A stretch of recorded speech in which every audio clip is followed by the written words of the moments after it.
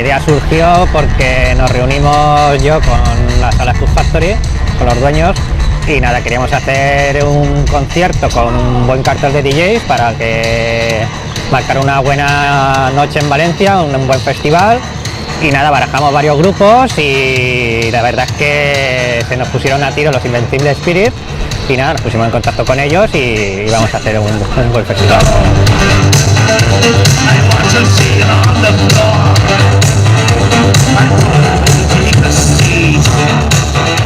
Bueno, pues el día del concierto es el 14 de junio, como ya sabe prácticamente todo el mundo.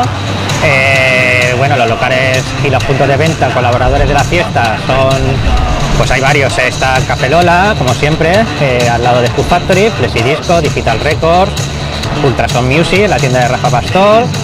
Está también Discos Amsterdam, Harmony, está el Bar Chocolate de Aldaya, Limburg-Burriana, Café Remember y el Magazine Club también está. Y algunos puntos de venta que todavía se quieren apuntar.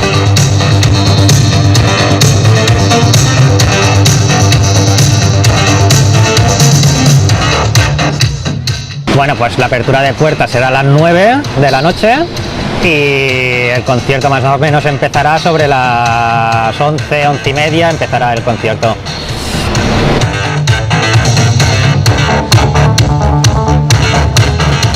La verdad es que estamos teniendo una respuesta por parte de todos los murciélagos del grupo Food Factory Oficial Club de Fans y a todos los niveles, el Café Lola también, y la verdad es que la gente lo está cogiendo con muchas ganas. Es un concierto muy esperado en Valencia y más en la sala Food Factory.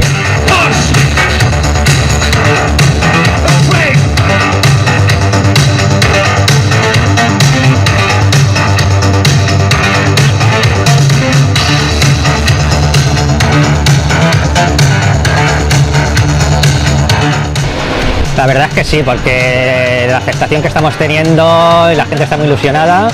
Además el cantante de Los Invencibles, Tomás Luz, que ya se ha puesto en su muro el evento. Estamos moviendo todos el tema del concierto y la verdad es que si no pasa nada va a ser un éxito y traeremos más grupos a la sala, claro.